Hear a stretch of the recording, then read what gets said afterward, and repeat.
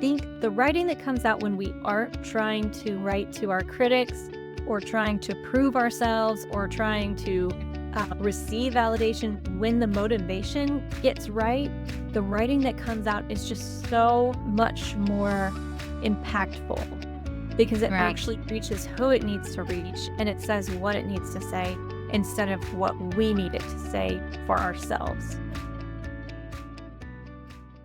Welcome back to Creating from Rest. I'm Rachel Fehrenbach, and I'm joined here by Erin Greneau. And we are exploring this year what it means to create from rest. For Erin, it's this idea of taking a sabbatical. What does it mean to be a business owner, to be an author, and to take a full year off and trust God with that? And for me, it was a looking at the year from a weekly, okay, I have work to do. What does it look like surrendering that to the Lord on a weekly basis? And I think for both of us, our year has kind of shifted and grown us, and it's been an interesting exercise for both of us to meet monthly and record these conversations and just ask ourselves, like, where have we been? Where are we headed? What did the Lord reveal to us this month? And how is the whole creating from us thing going? So at the time of this recording, it is October 29th. We are nearing the end of the year. And so, Erin, I'm going to ask you, I know I'm starting to ask you this every time we get together, but how are you feeling? The sabbatical year is coming very soon to a close. Yeah. So even a month or two ago, I was kind of like, okay, I'm ready. I'm ready for this to be over. I'm ready to get started on things. And now that it actually is very close, um, things are starting to pop up. And I'm like, I don't think I am ready. I don't want to go back, at least not to the way that it was before. And I think too, this is just kind of a busy season. Typically, this is where I would start setting up a lot of holiday markets. And I mean, usually November and December, I'll work 6 of the 8 weekends, at different booths and author events and in-person things. Um, as well as, sometimes some school events during the week and things like that. So getting all those emails of like, it's time to set up your booth, blah, blah, blah. And the freedom of just deleting those and like, I have nothing to do with that. I can just think about what we're going to have for Thanksgiving and get presents for my kids and prepare for Christmas and not try to juggle all of this on top of that is just such a relief. Like, okay, this is a good year. Yeah. Now, do you find that, are you starting to get more as the year is ending? Are you starting to reconsider even being a writer? No, no. Okay. I can't wait to write. The other thing that has come up several times this month is people asking for like writing services. They Mhm. want editing help, self-publishing help, uploading their book onto Amazon and things like that. And I really do enjoy helping writers do that. Um, but I'm talking to my husband, I'm like, I can't say yes right now unless Mhm. it was like on a volunteer basis. And some of these projects I am willing to do that for if Right. they're personal friends or they just have some questions and Mhm. I don't mind doing that. But it's kind of thinking about the future too. And like, I don't know what yet next year is going to hold, and maybe it will be more of that. Mm. But I think one of the questions I've learned to ask this year is why. So, what would be the motivation for doing that? If Yeah. it's to make X number of dollars per hour, that's not what I want to do. I want to write. Um, Mhm. if I'm being very honest, I would make a lot more money helping other people publish their books than publishing my own books. Yeah. But I have the freedom financially to publish my own books instead of needing that income in order to fund the writing, if that makes sense. So Mhm. it's it's kind of like, okay, well, if the right projects came along that I really wanted to help this person because I believe in what they're putting out there, then that might be something in the future that comes up. But I think just asking that question of, okay, but why? Is it Mhm. validation that, oh, I made some money? I don't know. Does that make sense? Yeah. Kind of wanting that validation of making an income from this.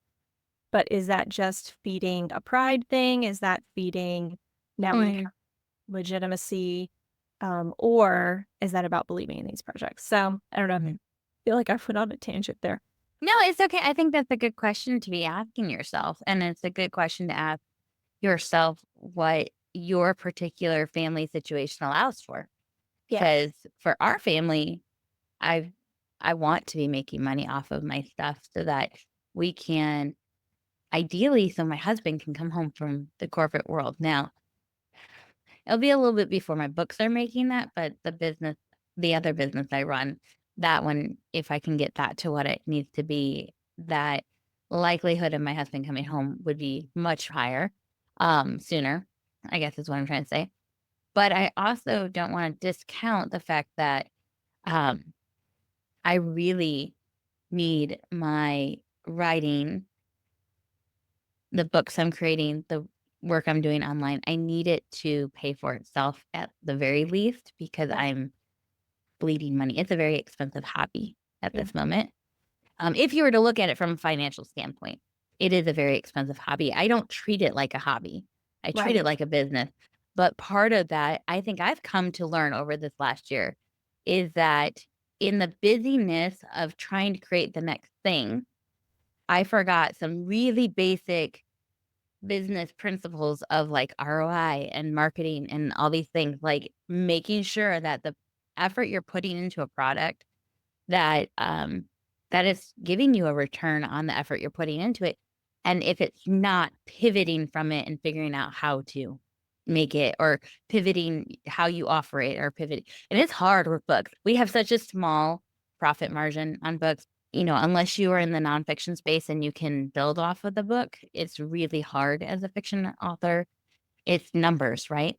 And Yeah. you gotta have the numbers up there in order to make the profit off the book, and in order to have the numbers, you have to do the marketing. And so, I think, for me, it's redefined and reclarified my why this last year of, um, going, "Wait a second, why am I wanting to sell these books? Why am I creating books?" And if it's a project that I believe God is asking me to put out there. I actually wrote this down in my journal the other day. I said, or actually, it's not my journal. I made this a part of my core values for my personal brand. I kind of wrote out my personal brand. The other day, I revised it based off of this last year, based off of everything that has gone on, just personally, and then just the work that God has been doing on my heart as far as the businesses go. And one of the things I wrote down as my personal brand is that one of my core values is I write for an audience of one and trust that he'll take it to the audience of thousands. Right. Mhm. Oh, I love And that. that, right, that I'm writing this for the Lord because he asked me to. And I'm going to trust that he will give me the wisdom to know how to get it out there. But I have to be willing to talk about it. I have to be willing to do the work. I have to be willing to partner with him just as much in that process as I am in the creative process.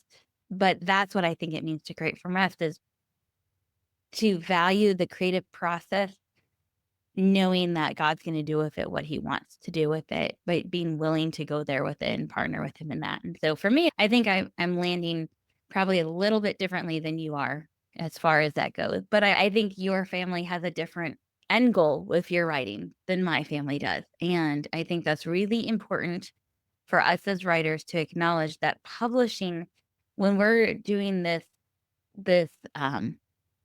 making these statements about publishing, making these statements about what's valid and what's not, what is truly, um, soul sensitive writing or creating with the Lord, because I have heard on both sides of it, like, you should just create and not worry about any of the business stuff. If God wants to get it out there, he will. And I agree with that, but I also think that God is asking us to partner in that part of it too. But he might have asked you to partner with it in a certain way for a certain reason that is different from what he's asked me to do. And I think it's okay for us to say, I want this to be a business that makes me a profit. And for somebody else to say, I want this to be a ministry that at least covers its cost. Yeah. Right. I think it's so important that you know why you write. because that will determine the way that you publish and the way that you market and the way that you write and even what Yeah. format you publish in, all of it. It is all determined by that motivating factor. And in a different season, it may change and things will look different. Yeah. But knowing why you write is really important. I have a question for you too, kind of as a follow-up of what you were talking about. So would you consider it um like the writing life as a whole being profitable if you're you were doing like side projects, editing or whatever, making money from your writing skill set that God has given you, and then using that to finance your books and products and things that you're personally writing on. And I ask that only because Mm. so many hours go into creating a book. And even when we talk about the finances of ROI on these projects, we're not talking about our time. We're not talking about the hours that we've put into the book. Our time, the hours that we put into the book, we never calculate. We're never getting paid back on that.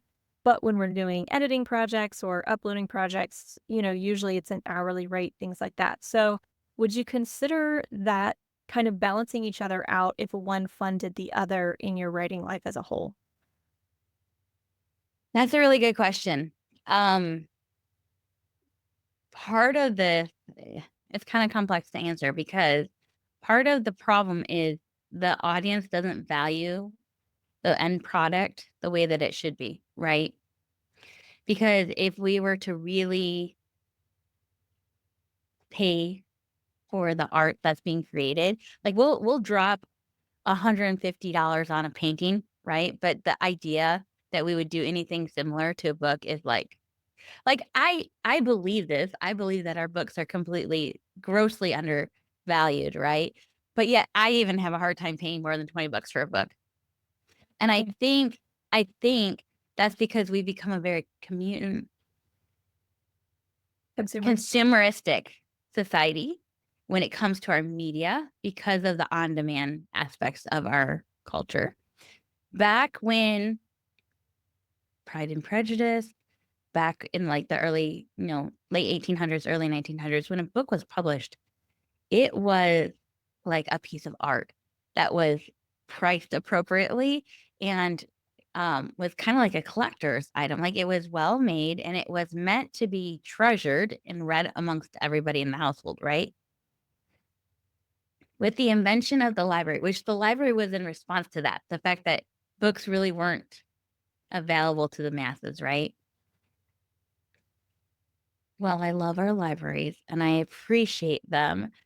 I think that coupled with the fact that we could start mass printing in a bigger this has created this culture, and then you add in the, like, the on-demand streaming of, ebooks and also taking into account, like, how the music and movie and TV industry affect because it's all entertainment, right? We get mad when we have to pay Netflix subscriptions. Like it starts to go up and you're like, so much money. But really, like the sheer amount of stuff that you're getting access to is like, well, I guess this makes sense how much this cost me. Right. My whole point of that is I think the problem is that the price of the book does not accurately reflect what we need to recoup our profit. We will price everything else out there with that mentality, but we will not do it with our books. I don't know what the solution to that is because on one hand, it's like you want your art to be profitable, but on the other hand, will your audience pay for it? It would be really hard to convince my audience who barely knows me. Now, there are artists out there who, because they've kind of developed a name for themselves, like I'm sure if got John Green, if he decided to write a new novel and he's like, you know what, this novel, I'm only selling it for 40 bucks a copy, people would buy it because they know John Green and they appreciate his, like he has a following, he has a fan base that would buy anything he puts out there. So that's hard for those of us, right? And then you have the publishing industry that's perpetuating this by still publishing books. I mean, seriously, think about it. Novels that were printed and sold 15 years ago. when you were in high school, right? Was high school 15 years ago for us? Way more than that. Way more than that. Oh my 20 gosh, that's so bad. Yeah. Okay. 2025. Oh my gosh. My school just had their 20th reign, so yeah, 20. Yeah, that's so sad. Okay, well, think about books that you were buying when you're in your like late teens, early 20s, right? Those books were 15, $18. They're only like a couple dollars more, yet we're 2 decades later, inflation costs are higher, cost of living is higher, printing costs are higher, the cut of the platforms are higher, and yet we're still only selling books at the same price. Like, that's not sustainable for authors. Now, having said all that, um, I think what has happened is the book becomes this is why it works still in nonfiction circles. The book is a loss leader. It's a Mhm. calling card. It is Right. an authority builder. They are able to recoup what they have invested into those books by the services they sell afterwards, the speaking Right. engagements, the coaching calls, the other products. We for the other business I run, we are going to be publishing a book.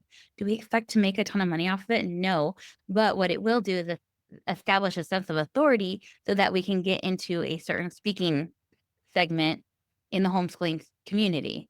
And so in turn, we are hoping people buy our products and buy our services, right? So that will essentially recoup that cost. The problem with fiction writers, or even with nonfiction writers who don't have a product suite or a service suite, is that there's no way to recoup that cost. So then you do have to supplement with things like freelance, with things like offering services to other authors who are trying to build up what they're doing. But then you're just perpetuating the same thing, right? Because Yeah. you're charging and you should charge for the service of helping them get their book up to self-publish, right? You're putting your time in it and you need to be rightly compensated. But now they're sinking money into a book that's not going to really make them any. Right. Exactly. So it's just this vicious cycle. You're right in that you have to look at it holistically. My personal brand, is it profitable on a whole? My individual products, are they profitable for me? Because loss leaders are not necessarily no profit at all. They're just minimal profit, like it's really Right. small profit margins. Sometimes you can lose money on them in the initial, but then you recoup it in the back end from the larger sale, right? So it's just I don't know if I answered your question or not. I think it's really complicated, and I think that our industry is just not set up to help authors actually make a profit off their books. And I don't think that readers realize the damage that they're doing to the authors by not buying books. Um, I hear people say things like, "Well, I don't want books to be more expensive, like because I read so many of them, I would go into debt." And I'm like, well, maybe that's a you problem, not the author's problem. You know what I mean? Like, Mhm. maybe we need to slow down. Maybe we need to sit with something. I read a book by C.S. Lewis the other day, one of his last novels he wrote, and I have yet to pick up another novel because it was so meaty, Until We Have Faces. Right? It's a good novel. It's so meaty. It makes you actually think about the characters and the choices, and you're like, what you thought was true at the end of the book, he kinda twists it on its head, and you're like, wait, what?" Like, the whole narrator like, the way he chose, like, how his narrator was, and all these other things, right? All beautiful things to meditate on and sit with and chew on. We don't do that enough in our culture. But I also think that maybe it's on the author a little bit too. Is like, is your book meaty enough that it's making that person think? Like, I don't know. I know I've kind of gone off on a tangent now, but I think you have to look at it holistically, but you do still have to understand how the individual budget line items overall affect it. It's just like you would with your budget at your home, right? Like Yeah. you have this overall budget that you need to stay in? Are certain line items bleeding you dry? And if so, then they need to be taken care of, right? They need to be addressed. And because then they end up affecting everything else. What tends to happen is people spend all their time and energy on these other service and products to then supplement their books. and then they're tired and their energy's worn out, and then they don't market their books as well as they could, because they just don't Yeah. have the time for it. So then you're just creating more things without selling them to more people, and it's just perpetuating the whole thing. I still think it comes back to the why as well, because even like with the home budget, every family has different priorities. So Some true. people, script and save all year so that they can splurge on a vacation or whatever, because that is what their value is. And Mhm. so if the reason you're making money is so that you can go make these memories on vacation, or so that your kids can have a certain kind of education, or so that you can eat super organic food, whatever it is that you value and want to spend your money on, then that's what you save it for. And so maybe that's how it works with writing too. Maybe you know, um, we know what it is that we want our book to do, and then we use it to do that. And it's not in everything. The book won't feed us organic food and send our kids to private school and, No. take us on the dream vacation. But Well, it I can think that do we more. we tend to, as authors, look at it by product instead of by business, Mhm. right? Because what you're talking about is our overall goal, Yeah. our overall, like, as a family, what's our overall goal, priorities, values, right? Authors say, what's my goal for this book? Mhm. Instead of saying, what's my goal as a personal brand? What's my goal as a business? And that's where I think we get into the problem of starting to strive too much. Like, going back to our conversation about like, what does it mean to create from rest? When we don't fully understand our goal and is our goal aligning with what God wants from us, like it's not this individual book, even though we spend so much time with that individual book that it feels like that, it's not really that. It's how is your entire personal brand stewarding the resources that you have and the time that you have and the money that you have. I think if we really took a look at it and say to ourselves, like, okay, as a personal brand, how am I stewarding this well? This is the end goal. This is what God is asking of me. Is how I'm spending my time on all the things that we need to spend our time on. How am I spending my money on the tools that I'm using? And how am I spending my personal energy level, my family's energy level, my friendships, and like I think we forget that it's not compartmentalized, right? We are holistic beings that, especially as writers, it bleeds into every aspect of our lives because we don't go to a 9 to 5 job where we're at an office and everything is removed from our everyday lives, especially those of us who are moms who are trying to write in the cracks. Everything affects everything. And so I think we need as an industry to stop thinking of ourselves as just like creating this one thing and what's the goal for the one thing. It's like, no, you as a personal brand, you as a business, what are you headed towards? And are you stewarding everything that you have well so that you're not getting burnt out, so that you are relying on the Lord, that you are in communication with Him about it, and that you are like bringing glory to Him through stewarding well what he's given you, you know? Yeah. Okay. So back to create from rest. Well, I think that's interesting. I think that it is interesting that the last couple of conversations that we've had, like throughout the whole year, I think what we are finding ourselves in right now is this moment of like, okay, we've gone through all of the spiritual side of things. Yeah. We've gone through all like the wrestling with the Lord and being refined spiritually. And now we're like, how does this practically play out? Yeah. For you, it's asking like you have said a couple of times now that I've heard, not just on this podcast, but because we're, friends in real life. Well, not in like real life. I wish we lived in the same area, but we're friends, so we come across each other in conversations in different spaces. But I've heard you say things like, I don't want it to go back to the way it was before.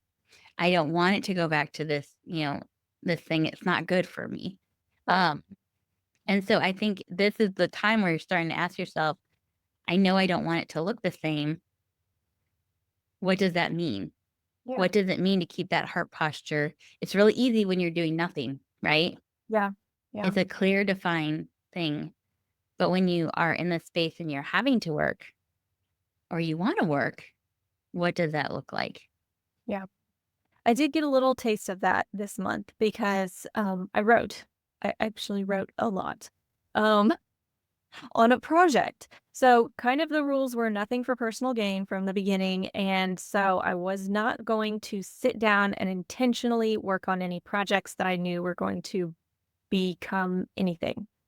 And this month, so book 4 in my children's book series was supposed to come out in May of this year, and of course, it won't come out until next year, and then book 5 was gonna come out, like, November, December, and of course, that one won't, and I was gonna be writing that one, early in the spring of the year so that I could come out around that time, but I didn't start it. I didn't start writing it because I knew I'm just sitting and resting. I'm not going to, typically if I have a book deadline, I know I need to sit down, I need to start here, I need to work on these scenes, and, I kind of schedule it out. And I did tell myself if I wake up in the middle of the night, because this is typically how my inspiration strikes is in the middle of the night, I wake up with an idea and I cannot go back to sleep. So I get up and write it. And usually I'll write for a couple hours and then go back to sleep or whatever, or be awake. And so it was like, okay, if God wakes me up with this inspiration, I will get up and write it. But that's really, going to be the extent. So throughout the year, I've written scenes here and there. Most of them are maybe not even going to be in the series, Mhm. character development in my own mind. Some of them are things that are like very end. The end of the last book came to me one night and it's like, I don't even know what happens between here and now, but I know this is how it finishes now. Okay. So random scenes. But I've really been holding off on book 5, knowing that it was the next project. And so I've just been pushing it off. Don't touch it, don't touch it. And uh this the last 2 weeks really, I woke up and it was like I knew a piece of it, and so started writing. It kind of started a flood. I think I Yeah. put steam on it for so long Mhm. that, over 2 weeks, I wrote the entire first draft is like 12,000 words, which is not like a first draft of a novel. That's why I mentioned the word count because 12,000 Yeah. is not a huge amount, but it is, in children's early chapter book, that's a whole book. And it felt different is the Mm. reason why I brought it up because it wasn't looking at the word count, trying to follow the formula. Okay, I'm at this point in the story. I need to be hitting the inciting incident. Now I need to do the, fun and games. This is the break into three. All of that was out the window. So anyway, it felt different in the writing because I wasn't striving, I wasn't forcing it. It just happened. Um, I don't know that the writing's any better or worse. It's probably not the same as what I usually write. It's not like, oh, I've been extra inspired, but Right. it just happened without I didn't get in the way of it, if that makes sense, and it didn't Mhm. feel like work, and it was kind of this glimpse into, okay, maybe this is what it could look like, Yeah. um, and I do know it's gonna be different. I don't wanna say in the real world because this is still the real world, but, next year, if there's a traditional book deal, if there's a deadline, if there are times where you have to force yourself to put your behind in the chair and just do it, Right. right? And it's not always going to feel like this, but I think it was nice to know that it can, if Yeah. that makes sense. And to remember how much I love writing. Like when you're asking that question about like, are you questioning the writing? No, I can't wait to get back to the writing. And Mhm. I think that's why so much of the business stuff, I'm like, "Ugh, I just I don't wanna spend my time and energy on that." You think if you had a team of people, if you could hire somebody to help you, do you think you would be okay with it? I think so. I think so. Now, I'm not at the point financially gaining from my books to be able to I know do that's like the that. hard part, right? Probably Because pays for itself so that I can do the next one. right? And it's so frustrating because you're like, it's it's this like catch-22. Yeah, Because if you had somebody helping you, maybe you would be making more money off your books, right? right. But until you get it working, Yeah. but it's like you can't hire anybody. So it's like Yeah. the like really this horrible like in between spot that you land because your stuff is not profitable. We're actually finding this with we were my mom and I were talking about our other business and just finding like that she's like, "Man, I thought we'd be making a little bit more profit by now. We have so many clients." And I'm like, "Yeah, but the majority of those clients are at the founder pricing, which the founder pricing doesn't have as much profit margin, right?" And she's like, "Oh, that's true." Right? But we have room to grow. We increased our pricing. So any new clients that come in increases our profit, right? You don't really have it. It's the book. Don't you have Yeah. like the price is what the price is, right? Like you can never raise the price on the book. Right. Yeah. I I guess what I'm trying to say is it feels like a lot of the burnt outness, the striving, the feeling just like pulled apart from the creative process, like what you're talking about. I'm like, yeah, I know that feeling that like just enjoying the writing. Like I Yeah. think by taking the pressure off of getting my novel done either in May or in May was never going to happen once I had the miscarriage. But September, I was still trying for it. And the moment I took that deadline off of it, suddenly I could write it. Yeah. Right. Yes. And so there was something about that, like, huh, but I'm trying to put a deadline on myself now because I'm like, all right, I need to get it done. But in the moment, I needed it to not be that deadline. So it's a weird thing. Creativity Mhm. is a weird thing. Stewarding is a weird thing. However, like I think of if you were in a different um industry, we would be like, okay, well, I'm good at this. Like, I'm good at this one particular thing, but I need to amass a team around me who are good in these other areas. And I'm going to figure that into the profit margin, like into the pricing, because I need to cover my overhead costs, which involve my employees or involve whatever, you know, even things that are as silly as like a car wash, like they're thinking through that. Like that's included. Like the people that are scrubbing the windows are part of part of the overhead costs. We just cannot seem to do that in our industry. And I think that that's what the publishing houses were supposed to be. They were supposed to be kind of filling in that gap for us so that we could just do the creative work and then we could partner with them. But like you said, we don't even get compensated by the traditional publishers for the amount of time and energy. Like the time, like our time is valuable. Like our Mhm. skill set is valuable. If we were a coach or we were a doctor, we were billing our hourly rate, like these books would be so like they'd be so expensive. Yeah. It would be. And it's so hard. I just feel like the industry has kind of created this machine that doesn't allow artists to create in the way that we know we're supposed to. Like the way that we know is like how God has wired us to create. It doesn't allow us to do that because now we have to take on all this burden of things that maybe we're not good at because we don't have the profit margin to hire people. Yeah. You know, it's just, Definitely. I don't know what to do about that. And so I'm trying, looking at what I'm doing, going, okay, what can I do to make some kind of profit margin for myself so that I can hire people because I don't want to be burning out on things Yeah. Oh, I know. because it's not fun anymore. Yeah. Like you said, like I want to get back to the writing. Like I actually made a commitment to myself that I would be doing more writing on socials. I'm like, I like making reels and I think there are some reels that I'm going to make and I think some vertical video, but I've decided for me personally, I'm like, I'm putting my effort into two things. One, YouTube videos because they just have a longer life. They have an SEO return on them. Like there's just more ability for it to work for you than social media posts like reels and stuff. And then the second thing as far as socials, I'm like, I'm going to write.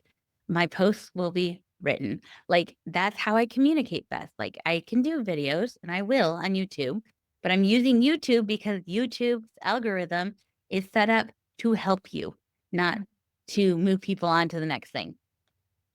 On social media, I'm approaching social media as a conversation because that's really what it is, right? And I do my best communicating in written form. And so I don't know. It'll be interesting to see, like, come the next year, whether or not I will feel just as burnt out on social media.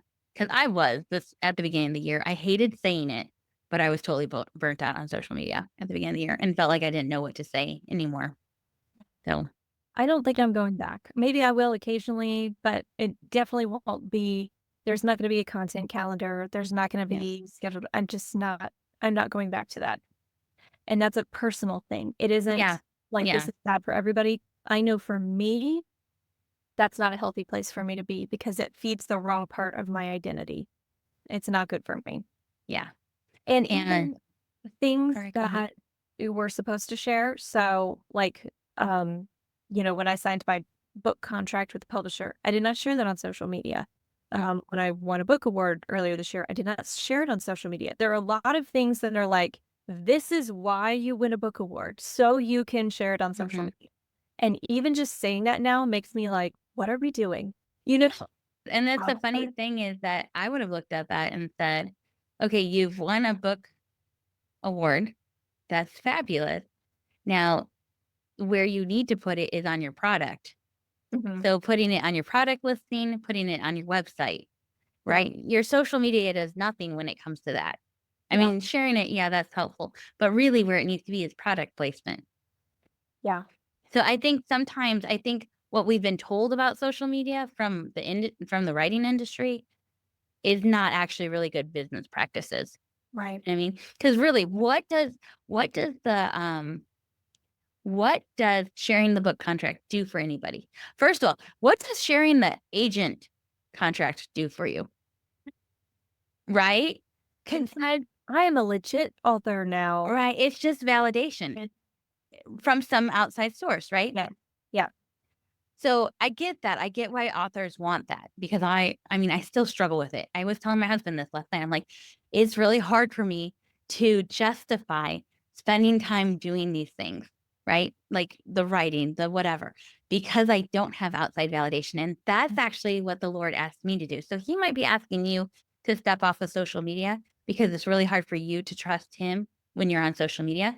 For right. me, he said, Rachel, you are not pursuing traditional publishing, you are going to self publish. And that's because I need you to stop looking at them for validation.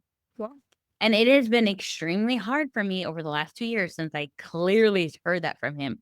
I see my friends get their contracts and I'm like, no, I really know that God is asking me not to look for validation from other people when it comes to publishing my work. He is asking me to say, Lord, this is valid just because you asked me to write it. yeah, And there are plenty of ways for me to get this out in the world that does not need to have some validation from somebody else. And so for me, I know that I'm not supposed to be stepping in traditional publishing because of that validation thing. But I know for other people, it's part of what God's called them to do or the door that God's opened for them. Um, though I do wonder sometimes if our industry needs to maybe refine that, like the fact that they need to validate somebody's work that God's asked them to do instead of seeing it as a partnership. I think that's part of the problem. Here's the thing. I think everybody has their own ownership with learning how to steward, not strive, how to create from rest. However, I think there are things that our industry has done that perpetuate that striving, yeah, right? I absolutely. don't I don't think it's necessary to share that you've gotten a contract with an agent on social media because there's no book deal coming. It does nothing for your audience other than to know that you got validated by somebody else, right? Nothing may come out of that either. You may work with that Yeah, agent for a couple of years and still not get published, right? Um, Signing a book deal, I think does help a little bit, uh, to let your audience know something's coming. However, you can't talk about it then for like a year. Just kinda like a little bit of a tease, but it's okay. There's nothing inherently wrong with it, but why are we posting it? What is yeah, it doing for the audience other than them saying like, "Oh, somebody gave you a stamp of approval for your book. Yay." Right? yeah. And I'll share But the something too that I've recently had to confess. This year it's full of confessions. But in the past, when I won a book award, posted it on social media. I'm a words of affirmation love language person. Yep. 300 people leave comments, and I read every single one. There are a Yep. lot of authors out there who are like, "I don't read reviews." I read every review, not once, over and over. Okay. Yep. I feel you on that one. I need to stop, right? This is one of these, that I haven't been doing this year. But in those 300 comments or however many likes, I will notice one person who didn't say something close to me. And it makes me think, well, what do I need to do to get this person's attention? And that is wrong, Yeah. right? This Yes. is wrong. Yep. This is wrong. This is the reason why not to post about a book award. Because the one I won this year was, it was just so special because it felt like just me and God shared Yeah. it. Like it Yeah. was just between the two of us. And it was so nice. So much Mhm. nicer. Way nicer than all the likes and all the comments and all the then hassle of struggling over, does this person approve, not approve? What are they thinking? They Mhm. didn't say- like, why? It doesn't matter. This wasn't for them, or was it? You know, Yeah. it goes back to making you question why. Why am I doing it? Why am I posting it? What am I trying Yep. to get from it? What Mhm. hole am I trying to fill with this thing that is Right. never meant to fill anything because it's nothing, right? It Right. leaves behind when we go to heaven. Yes. And so, what can I do in this writing life that's going to build things that I take with me? Mhm. Because I That's a think we good question. forget all of this stays. Yeah. All the words, Well, all the yes. books, all the awards, but our soul and the character that's built in the process is what goes with us. The physical manifestation of it all, yes. Yeah. The spiritual impact of it all, that remains. Yeah. And if it's a negative spiritual impact, that remains as well, you know? True. Um, I do think that that's a really good question to ask ourselves. Like, why are we doing this? What is this for? Um, and just to be honest with ourselves about that too. And it's okay to say, like, I'm doing this because it's a job and I would like it to make money. It's okay to say, I'm doing this because I just want to reach one person with this messaging. Oh, that's what I was going to say. You just hit the nail on the head about what I have been struggling with this last month. Like, when we were talking about like the layers that God has just been peeling away on us this year, right? There's so many layers. I'm like, Lord, can Are I we just done yet? Are be we done? done? Please. Ever. Why is Moment. there always something to be learned? Mhm. Um, I did not realize how much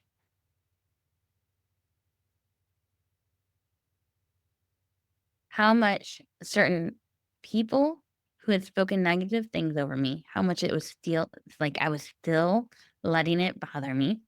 Yeah. I did not realize the people that I was trying to write for that really do not care about my writing at all.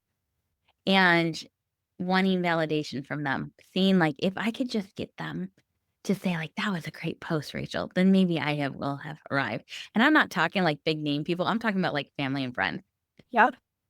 I'm just talking about those people, right? Yes. And I realized I keep looking for these people to validate what I'm doing, that if they think it's good, then it's good. If they think I'm doing the right thing with my time and energy. And it's like the Lord has been saying to me over and over, and this is not just this year, but like for a very long time, like, it does not matter if they think you're doing the right thing or not. I told you to do it, Yep. you know? And for some reason, I have been hanging on to these particular people validating it for me. Yeah. And I'm like, why am I doing that? And I think it goes back to I care about these people. So then I Yeah. care what they think of me. Yeah. Um, and it's funny because I would never consider myself a people pleaser because I don't do things to just make people happy with me.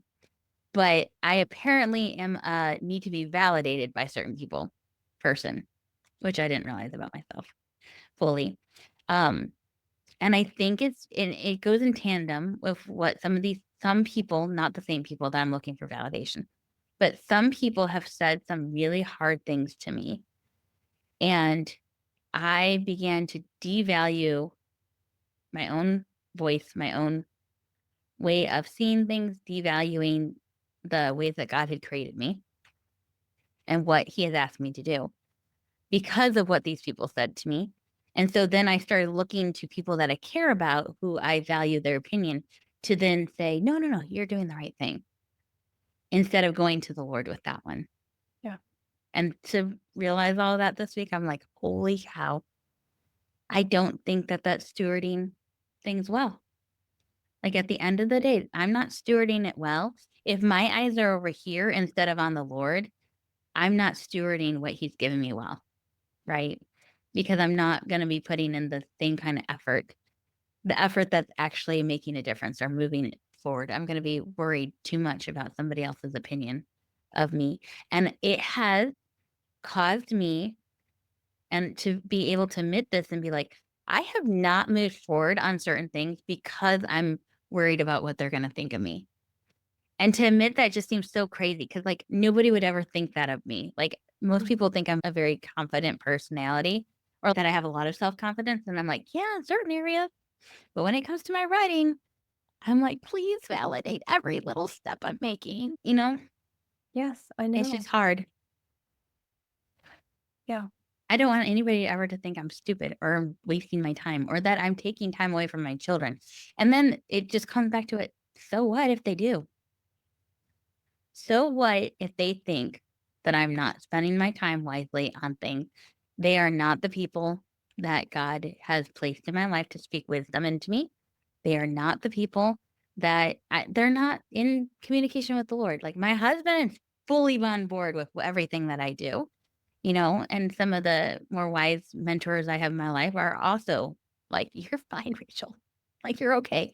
But for some reason, I keep looking for somebody else to tell me I'm okay. Yeah. And I just need to keep looking back at the Lord. And as hard as it is when he shows us those things, I've discovered this year that it's so sweet. Like there's an intimacy in that moment where he shows you something and you're like, oh, that is ugly, but thank you. Thank you for loving me enough to not leave me here, to not let me Mhm. stay in this, and to Yeah. show me that there's something different. There's a better way, there's a freer way, and that I don't have to keep playing this game. Like Right. I can leave that behind. It's such a gift, even though it's really hard. And it's like you don't want to hear what the Holy Spirit has to say, but then there's no condemnation. Another one of his Mhm. verses, it's like we read it over and over, but now suddenly it's like, oh, that's what that means when it says there's no condemnation now in Christ. It's like because it's out of love, it's out of kindness. And Right. then there's just this incredible freedom that follows it. And I'm excited for you to have it, Yes, me and for too. me to have it, to be experiencing it over and over this year, so many ways. Mhm. Um, it's just it's been a gift, a difficult gift, but a gift. It'll be interesting to see if you go off of social media, which you have said you are, or like you're not going to be doing social media like everybody says you need to do it. Right. Um, if you go off of social media, I it'll be interesting. I think you're so new in the wrestling of all this, right? That it'll be interesting to ask you in like 3 years if the same thing is true. You know what I mean? Like you Yeah, might be able to come back on social media and not have any of those same kind of tugs, right? Because you might absolutely. have done the growth in it. But I think it's really wise to say, like, right now, where I'm at in my relationship with the Lord, this is not a helpful thing for me to be doing. And He's going to have to work some other way and getting my stuff out there, like making connections for me. Because what I'm realizing for me, so I'm like, okay, now that I know this, I need to keep moving forward. Like my resistance or my like response tool is to like move forward regardless, right? To be public, to continue putting it out there on social media where I know these people are watching me. 'Cause I can see their little faces pop up all the time, right? So like I know these people are watching me. I know that they see the work that I'm doing and not care. Like just not seek that Respond. validation from them. But to keep doing it because I know I am serving people in a certain way in that space because I've had people reach out to me and say, "Thank you so much for posting that. Thank you so much." Just even recently, sharing the vulnerability of the miscarriage allowed somebody to reach out to me, and I was able to, talk to her, share a little bit about things with her, and minister to her in that space of a DM in Instagram that would have never happened if I didn't post the poem that I did. So I think that knowing that for me, my resistance to the need for validation is to keep being public, to keep going and keep posting and keep doing the thing regardless. But for you, it's I need to pull back. I need to be okay with not doing it. And so I just it goes back to the whole thing of like we are so individualistic, our relationship with the Lord is individualistic, our growth is individual, and while we are part of a bigger community, there's no one size fits all, right? Right. Thank you for being so vulnerable and sharing about just that, those people in your life that you're looking for validation for, because I think a lot of writers struggle with that. I know that I do. I know a lot of other writers Yeah. do as well. And I think the writing that comes out when we aren't trying to write to our critics or trying to prove ourselves or trying to receive validation, when the motivation gets right, the writing that comes out is just so much more impactful because it Right. actually reaches who it needs to reach and it says what it needs to say instead of what we need it to say for ourselves. And I just can't wait to see what keeps coming out. I've got to read a little piece of it and it was really Yeah. good. Um, but I can't wait to His see name what is my novel. it I let her have a sneak peek of it. I So know I can't tell you shit about it. I have to tell you, so I sent Erin, I'm like, can you just read the first couple chapters just to make sure that like pacing is okay and that it's making sense. I just need somebody on the outside because mm, my biggest concern is it's got an ensemble cast. So there's a lot of characters. And so I'm just like, I just need a couple eyes on it. And so I asked somebody else to read it too. And I asked Erin, and Erin sent me the sweetest text about it. And Erin, I was on a camping trip with my husband for our anniversary, and I opened up this text message from Erin, and it had been a couple days. I had sent it to you, and you hadn't responded, and I was like, "Oh, she'll get to it when she gets to it, and I just need to let it go." Because, as writers, we're like, we shared a piece of our writing, and we're like, "Please respond immediately Just because I read it need to right know." now. Like, that's not a piece of crap. Please just tell me that, right? Yeah. But so I had like already worked through that. And so when you sent me that text message, it surprised me. I was like, "Oh, that's right. I sent this to her." And I read the message and I immediately started just crying. And it wasn't because I needed validation from you. I think that's why it was so sweet. It was because you were responding like a reader. You were responding as somebody who's saying, "I like this story and I want to read more." You weren't responding as somebody that I needed to like validate the validity of me writing it. You were just responding as a reader to the story. And that reminded me why I wanted to write it in the first place. I don't need somebody else to tell me it's a good story. I just need a reader to enjoy it, you know? So I'm sorry, I'm fine. And it was such a sweet moment when I got that text message and I just started bawling and my husband's like, "Are you okay?" And I'm like, "Yeah, it's okay." Like, I'm okay. Um, and so anyways, all that to say, I think I needed that to remind me that, I don't need somebody to tell me it's a good story. Like, I know it's a good story. I need somebody to just enjoy the story. So, is there anything else you would like to say about this last month? Like anything that jumped out at you or that you're like, "Oh, I think I want to share this." No. How about you? Anything else?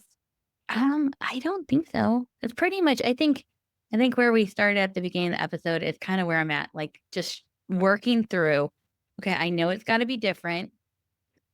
I had mentioned this to my husband. And I think I mentioned this the last time we were recording. At the beginning of the year, I just heard this phrase from the Lord, like, you need to put down roots. And I turned it into you need to like grow, right? Um, and it has been like I told my husband, I'm like, what's that word? That word, like when you take the dirt and you break it up and you like Filling. till it. No, like, Yeah. yes, Yeah. that word. That's what has been happening with my personal brand, with my other business, with my like mothering, homeschooling, house management, my marriage, everything has just gotten tilled up and worked over. And I'm like, it's almost like I had things planted in the wrong places. And I had things planted that maybe shouldn't have been planted. And the Lord is like, nope, we're gonna just kind of start over. It's not completely a waste because all those things are going back into the soil and they're becoming a nutrient for the soil, right? But it's like, okay, we've done all the tilling. Now it's time to start planting the seeds so that you can create these roots that are going to grow later. And so sometimes I wonder, like, I'm like, could have gone a little bit faster through this tilling process, but I don't think so. I think it had to be what it was. But I hate how long things take. Like, can we just, like, get to the good part, But the Lord's like, "Nope, this is the good part too. You just have to walk through it," you know? Yeah. So that's kinda what my month has been. So now it's just finding all the practicality in all of it. Like, Yeah. I think we're really good in the Christian community of talking, like, high level stuff and, like, talking theory and talking, like, all this, like, spiritual stuff, but, like, sometimes we don't get really good with the, like, practical implementation of it all. Yeah. And I think that Like, what probably does has that to do with mean? the Yeah. yeah, what does it mean to live this out? And I think probably that part of it is just it can be so Yeah. individualistic that it's sometimes hard to capture that in conversation. Yeah. So or in a book is really more what it is, or on social media. You need conversations. Yeah. So I'm glad that we are having them. So, all right, well, I think we could probably wrap this one up. Okay. We will probably record again in the end of November and maybe record again in December if we're not too busy with holiday stuff, but maybe we'll just come back in January and I don't know. We'll see what happens, people. We have no Yeah. idea. But we are continuing these conversations and I really am appreciative of it. I feel like I learn something new every time we talk. So Thank yeah. We'll see you guys next month. Thanks.